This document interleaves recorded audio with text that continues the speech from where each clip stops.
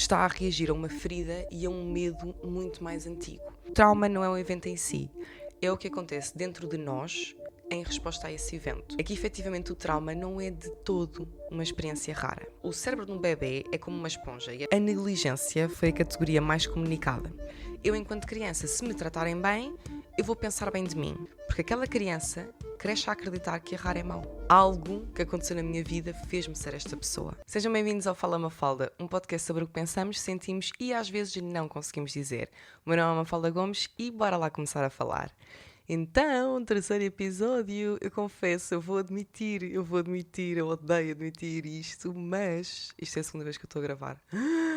Porque eu comecei a gravar e não me estava a sair, tive de interromper porque tive de me assoar, porque a minha casa é um gelo e devem estar cerca de 9 graus no meu quarto. Então eu pensei, não, eu não vou ficar satisfeita com isto, vou começar de novo porque é isso, o que é que eu posso dizer? Eu sou perfeccionista. E por acaso, neste episódio, vou falar um bocadinho do perfeccionismo. Portanto, este episódio é sobre, como o título indica, não é? Esta questão de nós às vezes termos reações que podem ser exageradas ou desproporcionais a um determinado acontecimento e o que é que a investigação sobre o trauma diz acerca destas coisas todas. Portanto, a pergunta que eu começo por fazer é: quantos de nós é que já não ouviram isto? Já não ouviram, estás a ser dramática, ou estás a exagerar imenso, ou isso é overreacting? Eu diria que muita gente, pelo menos falo por mim, eu já ouvi, e pode ser controverso, mas isto é verdade. Portanto, vou explicar um bocadinho o que é que a investigação sobre o trauma diz exatamente sobre estas questões. E eu posso pegar em exemplos que já tenho vindo a falar noutros episódios, nomeadamente no contexto das relações, mas vou tentar dar outros exemplos, nomeadamente acerca do perfeccionismo, medo de falhar, porque acho que também são temas bastante comuns e que muita gente se consegue identificar. Portanto, eu já falei um bocadinho e já abordei no caso dos relacionamentos e da vinculação ansiosa e tudo isto, um momento devastador que pode ser esperar por uma mensagem. E aqui eu já dei a entender, de certa forma, em outros episódios, que não tem a ver com a falta de uma mensagem, mas sim o que é que para nós essa situação significa, ou seja, o que é que para nós a falta de uma mensagem significa. E portanto, este momento devastador, como eu estou a dizer, porque eu já passei por isso, não é? A espera por uma mensagem, é um momento em que estamos quase a dar em loucos. O que é que no fundo isto significa? Portanto, quando eu digo um momento devastador, é no fundo dizer que o nosso sistema nervoso está completamente desregulado. E aqui a investigação sobre o trauma consegue explicar um bocadinho estas questões. Portanto, porquê é que o sistema nervoso fica desregulado? Porque, de certa forma, esta situação, neste caso o exemplo de esperar por uma mensagem ou de não ter a mensagem que estávamos à espera, está a ser interpretada por nós como uma situação extremamente perigosa e ameaçadora. E, portanto, o nosso corpo aciona o alarme e entramos completamente nesta loucura de não conseguir pensar, não conseguir comer, não conseguir trabalhar, só querer ficar na cama, e surgem então as ditas respostas e reações que podem ser desproporcionais face ao acontecimento em si. Nomeadamente, mandar 10 mensagens à pessoa, ligar 5 vezes, ou até, lá está, ficar a chorar na cama, ligar a um amigo quase em desespero a dizer ele vai dar-me ghost, ou ele já não gosta de mim. Portanto, tudo isto. E muitas vezes, quando há esta questão de ligar a um amigo ou uma amiga a dizer esta situação, a resposta tendencialmente, pelo menos pela minha experiência, costuma ser: estás a exagerar. E na verdade estou. E na verdade estamos. Portanto, vamos perceber um bocadinho o que é que acontece nestas situações. Porque no fundo o nosso corpo neste momento não está necessariamente a reagir à falta de uma mensagem. Está a reagir a uma ferida e a um medo muito mais antigo. Que neste caso pode ser o medo do abandono. E por isso vou dar aqui um exemplo que o Dr. Gabor Maté fala no livro do Mito Normal. Vocês devem estar fartos de me ouvir falar do Dr. Gabor Maté, mas eu peço desculpa porque ele, sem dúvida para mim, é um mentor. E este livro do Mito Normal é uma bíblia na minha vida. E, portanto, ele fala de uma situação que lhe aconteceu. Ele começa o livro a contar esta história. Ele descreve uma situação que ele foi dar uma palestra, uma conferência, ou foi participar em alguma atividade dele fora do seu local de residência, e supostamente tinha combinado com a mulher que a mulher iria buscá-lo ao aeroporto. Chega ao dia e ele chega ao aeroporto, e quando sai do avião tem uma mensagem da mulher a dizer, olha, afinal esqueci-me de ir buscar, ou afinal não consigo, alguma coisa do género, que portanto a mulher não conseguia ir buscar ao aeroporto. Ele descreve este episódio como uma situação altamente triggering, ou seja, o corpo dele entrou em alarme. Ele, perante isto, chegou a casa extremamente frustrado e extremamente triste, incomodado e chateado e ficou 3 ou 4 dias sem falar com a mulher. E ele depois explica de onde é que estas coisas vêm. Portanto, aqui na questão do medo do abandono, vou dar aqui um contexto importante. O Dr. Gabor Maté nasceu no contexto de guerra. E quando ele tinha 14 meses, portanto 1 ano e 2 meses de vida, ainda era um bebê, a mãe dele, para garantir a sua sobrevivência, teve de o deixar com uma outra família durante 5 ou 6 semanas. E isso foi o suficiente para ele ficar com a ferida do abandono. Ou seja, ele em bebê, com 1 ano e 2 meses, foi deixado, claro que foi pelo seu melhor, que era para ele sobreviver naquele contexto de guerra, um contexto muito adverso para uma criança, mas foi deixado pela mãe numa outra família e ficou para sempre a ferida do medo do abandono. E neste caso, ele depois elabora um bocadinho no seu livro, ele desenvolveu um estilo de vinculação evitante, ou seja, e é um bocadinho representado por esta questão de ele ter ficado sem falar com a mulher dele durante 3 ou 4 dias, e claro que isto podia dar para outro estilo de vinculação, nomeadamente a vinculação ansiosa. Mas efetivamente aqui, acho que qualquer pessoa perante esta situação consegue efetivamente reconhecer, e de uma forma bastante objetiva, que a reação dele face à falha, entre aspas, da mulher o ir buscar ao aeroporto é efetivamente exagerada, é efetivamente desproporcional face ao acontecimento. Claro que qualquer pessoa poderia ficar incomodado, olha que chatice, afinal ela já não me vem buscar, eu já estava super entusiasmado para a ver porque já não a vejo há uma semana, digo eu, estou a inventar, e a pessoa não vem, pronto, olha, chatice. Mas para quem tem esta ferida e este trauma do abandono, esta situação tem um impacto muito, muito maior. E é isto que eu agora vou tentar explicar um bocadinho com base na investigação sobre o trauma. Especificamente no trabalho que o Dr. Bessel van der Kolk desenvolveu ao longo do tempo. Portanto, este doutor que eu acabei de mencionar, que eu não faço ideia se eu disse o nome bem ou não, é o autor do livro O Corpo Não Esquece, um livro que eu, infelizmente, ainda não tive a oportunidade de ler, porque, não sei, não tive a oportunidade. Porquê? Não sei, não tenho assim tanta coisa para fazer atualmente, mas acho que ainda não tive essa motivação. Mas eu comecei a ler, obviamente que ainda não acabei, mas quero ler aquele livro com muita, muita atenção. E, portanto, eu vou começar aqui por vos dar uma definição do trauma, o que é o trauma, com base nesta definição proposta por este mesmo médico. Portanto, o que o Dr. Bessel van der Kolk diz é que o trauma é qualquer experiência perturbadora que resulta em medo significativo, impotência, dissociação, confusão ou outros sentimentos disruptivos suficientemente intensos para ter um impacto negativo e duradouro nas atitudes e comportamento de uma pessoa. Portanto, se olharmos um bocadinho aqui para a história que eu acabei de contar do Dr. Gabor Maté, aquele evento específico, aquela questão da mãe o ter deixado durante 5 ou 6 semanas com uma outra família, foi efetivamente uma experiência perturbadora que causou aqui medo significativo, impotência, dissociação, confusão ou outro destes sentimentos. E que, por sua vez, teve este impacto negativo e duradouro na sua vida, que na vida adulta depois se manifesta muito nestas questões dos relacionamentos amorosos. E não só. E uma coisa que também é importante aqui explorar, e eu agora vou citar novamente o Gabor Maté, que é, o trauma não é um evento em si, é o que acontece dentro de nós em resposta a esse evento. Porque, ou seja, esta história do Gabor Maté, poderíamos pensar que se fosse um outro bebê, uma outra criança, este acontecimento poderia não ter tido o impacto que teve no Gabor Maté. Ou seja, o trauma não é o evento, o trauma não é o que acontece naquele momento, não é a mãe deixar a criança durante 5 ou 6 semanas. É como é que a criança processa essa informação, o que acontece dentro dela perante esse acontecimento.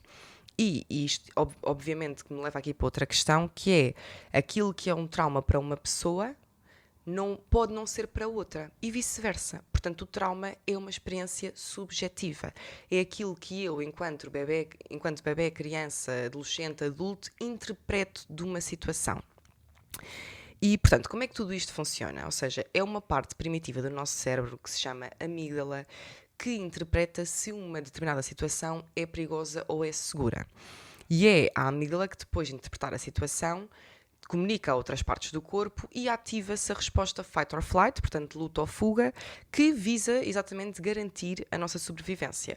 Ou seja, esta resposta fight or flight envolve aqui uma série de alterações do ponto de vista fisiológico, seja acelerar o batimento cardíaco, acelerar a respiração, aumentar os níveis de cortisol, para nos preparar para a ameaça que está perante nós. E um exemplo claro disto seria, eu estou a andar na rua e vejo um tigre. Portanto, há aqui uma interpretação de que o meu cérebro faz sobre, ok, um tigre é perigoso, ativa-se o fight or flight, e eu neste caso, ou fight, ou luto, ou flight, ou fujo. Portanto, fuga ou luta. E depois o que é que acontece? Há aqui outras respostas. Não existe apenas a resposta fight or flight. Existe também a resposta freeze, que, por sua vez, é bastante mais comum nas crianças, porque as crianças não têm a capacidade de lutar ou fugir muitas vezes perante um acontecimento que lhes causa medo, impotência, etc. E vou dar um exemplo claro para isto, ou seja, vamos imaginar uma criança cujo contexto familiar é marcado por episódios recorrentes de violência doméstica, ou seja, uma criança, vamos dizer, de 3 anos, que assiste no seu dia-a-dia, ou sei lá, 3, 4 vezes por semana, a episódios de violência, seja o pai a bater na mãe, seja a mãe a bater no pai, seja a violência psicológica, etc. Portanto, há um contexto violento na vida desta criança. Perante um destes acontecimentos de violência, aquela criança, à partida, irá interpretar a situação como ameaçadora e perigosa. E, portanto, ativa-se a resposta, fight or flight, ou freeze. Porque aquela criança, como é uma criança, não é? E é biologicamente mais fraca e impotente do que os pais, e não consegue lutar nem fugir, fica em freeze. Ou seja, não há uma resposta para aquilo. E por isso é que, pegando aqui na definição que eu falei anteriormente, este momento que causa este medo, esta impotência, tem aqui potencial para ter um impacto duradouro na vida desta criança. Pronto, e outra coisa que é relevante também mencionar é que, efetivamente, quando se começou a investigar o trauma, e isto eu agora estou a usar as palavras do Dr. Bessel van der Kolk, ou seja, o trauma começou por ser definido como a exposição a um evento extraordinário fora da experiência humana normal. E, efetivamente, este médico começou a estudar o impacto do trauma e o trauma em homens que iam para a guerra. Portanto, em homens que iam para a guerra, viviam estes tais eventos fora da experiência humana normal e que, quando regressavam a casa, tinham então comportamentos altamente disruptivos e altamente desajustados e desadaptados ao contexto. Lá está, as reações exageradas ou desproporcionais ao acontecimento em si. E portanto, aquilo que mais tarde se percebeu é que, efetivamente, o trauma não é de todo uma experiência rara. E, portanto, trago-vos aqui a informação e investigação que corrobora um bocadinho esta ideia, que é a investigação sobre aquilo que se chama ACE, que são as Adverse Childhood Experiences, portanto, experiências adversas na infância.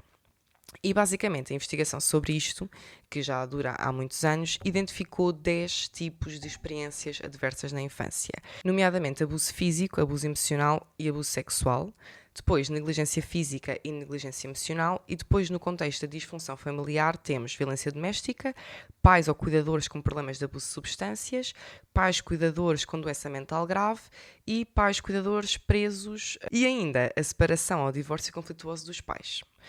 O estudo original sobre estas experiências adversas na infância constatou que 12,5% dos participantes tinham experienciado 4 ou mais destas ACEs e 64% tinham experienciado pelo menos uma.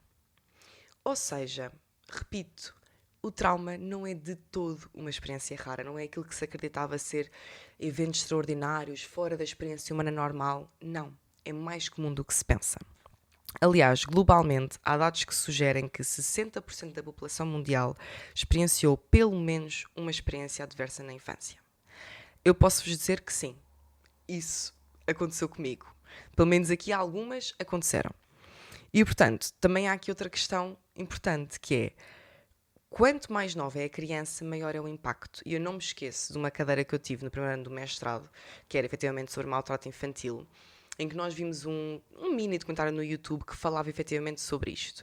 E nós tínhamos o exemplo de uma família em que havia um bebê recém-nascido, uma criança de 3 anos e uma criança de 7 anos, num contexto familiar marcado pela violência doméstica. No final, a pergunta que se fazia é: qual é que acham que é a criança que é mais impactada? E, se calhar, contrariamente àquilo que se pensa, a criança que tem aqui a probabilidade de ter um impacto mais negativo perante esta experiência é o bebê recém-nascido. E isto pode ser difícil de compreender, porque há aqui muito esta ideia de que, mas como assim um bebê, ele não se lembra, não é? Ou seja, como é que ele se vai lembrar? A criança de 7 anos já percebe, já consegue perceber uma discussão, já consegue perceber que os pais estão chateados, mas não tem a ver com isso. Tem a ver com a experiência inconsciente. Ou seja, o cérebro de um bebê é como uma esponja, e esta é a metáfora que me disseram para eu perceber esta situação. Ou seja, o cérebro é uma esponja. Quanto mais novo é um bebê, mais esponja é o cérebro. E é uma fase tão vulnerável, em que o bebê depende tanto do meio ambiente, que ele absorve tudo. Portanto, tudo o que acontecer no seu ambiente está a ser absorvido pelo cérebro, e por isso é que o impacto é maior. E ainda neste contexto da investigação sobre as ACE, está demonstrado que a exposição à diversidade altera a composição molecular e genética de uma criança e altera a forma como os sistemas neurológico, imunitário e endócrino se desenvolvem e funcionam. Uau! Parece como assim, não é tanta coisa, como é que isto tem um impacto tão grande, mas tem. Não sou eu que estou a inventar, há muita investigação sobre isto. E, efetivamente, a exposição à diversidade numa fase muito precoce da vida tem um impacto muito, muito significativo. Porque, efetivamente, altera e afeta aqui múltiplos sistemas e múltiplos domínios do funcionamento da criança. E, ao mesmo tempo, quanto maior o número de experiências adversas na infância, maior o risco de problemas de saúde física e mental ao longo da vida. Depois há aqui esta questão, portanto, 4 ou mais destas experiências que eu mencionei aumentam significativamente o risco de depressão, ansiedade, doenças cardíacas, consumo de substâncias, dificuldades escolares e até menor esperança de vida. Exatamente. Isto está tudo em artigos científicos publicados em revistas, tudo é verdade. É um bocadinho assustador pensar que aquilo que acontece no início da nossa vida tem um impacto tão grande. Mas é verdade. E agora, se calhar, para reforçar aqui esta ideia de que as experiências traumáticas não são assim tão raras, eu vou-vos falar de alguns casos e de alguns dados que estão disponíveis na internet, isto é acesso livre, da CPCJ. Portanto, a CPCJ é a Comissão de Proteção de Crianças e Jovens, que trata efetivamente dos casos em Portugal de maltrato infantil, e portanto eu tenho aqui dados de 2024. Neste ano, 2024, as CPCJ receberam 58.436 comunicações de situação de perigo. E há aqui uma diferença do ponto de vista legal, que é a situação de perigo e a situação de risco. O risco não é tão grave como o perigo. Portanto, quando há uma denúncia de uma situação de perigo, geralmente já envolve aqui a questão do Ministério Público. Portanto, já é um caso que passa para, digamos, tipo, uma outra autoridade. Pronto. E agora, qual é que foi efetivamente aqui as principais denúncias nestes casos todos que eu mencionei? A negligência foi a categoria mais comunicada, com 19.107 casos. Negligência, como eu mencionei, isto é uma daquelas experiências adversas da infância que tem, não é? Que está provado que tem um impacto negativo e duradouro ao longo da vida. E segue-se a violência doméstica com 17.295 casos de violência doméstica. Ou seja, 17.295 crianças sinalizadas por violência doméstica. Portanto, novamente, não é raro, não é fora do normal, é mais comum do que nós pensamos. E isto são os casos que são efetivamente sinalizados. Vamos imaginar aqueles que não são.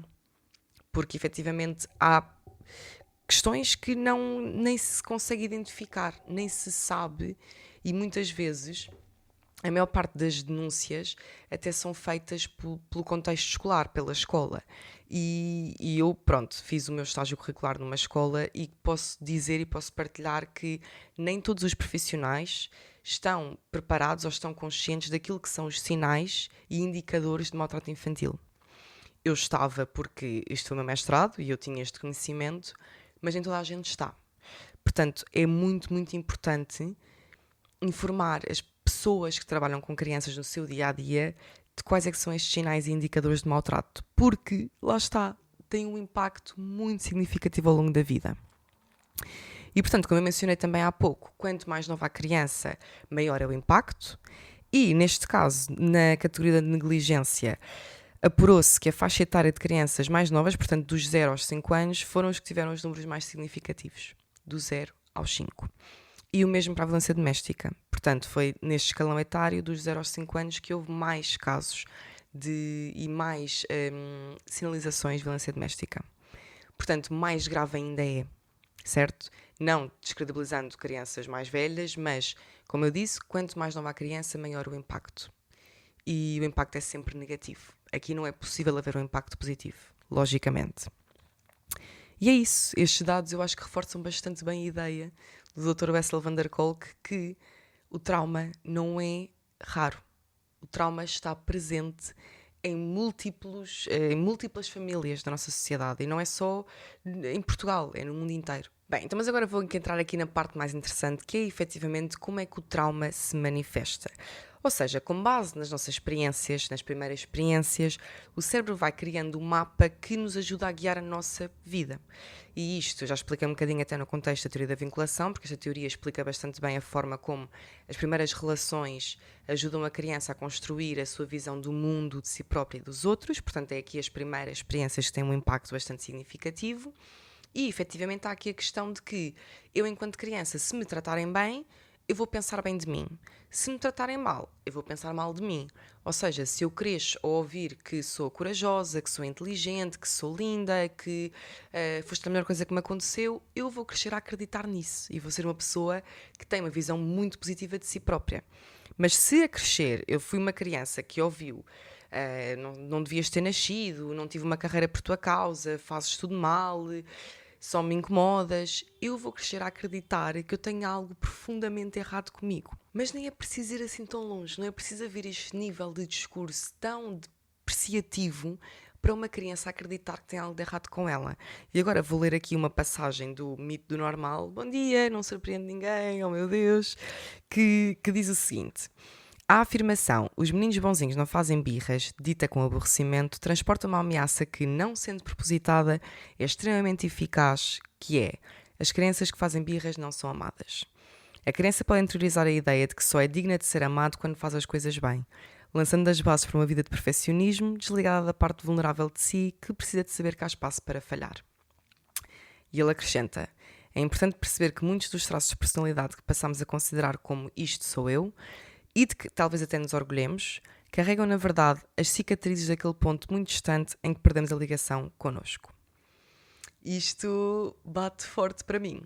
Se em criança, sempre que cometias um erro, em que partias um prato, partias um copo, fazias algum disparate, deixavas cair alguma coisa, que é normal porque és uma criança e estavas a aprender, se sempre que isto aconteceu levaste um raspanete, isto é meio caminho andado para, como o Dr. Gabor Maté diz, uma vida inteira de perfeccionismo.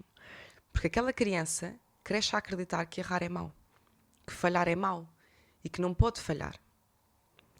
E eu vou continuar aqui um bocadinho neste tema do perfeccionismo porque me é bastante próximo.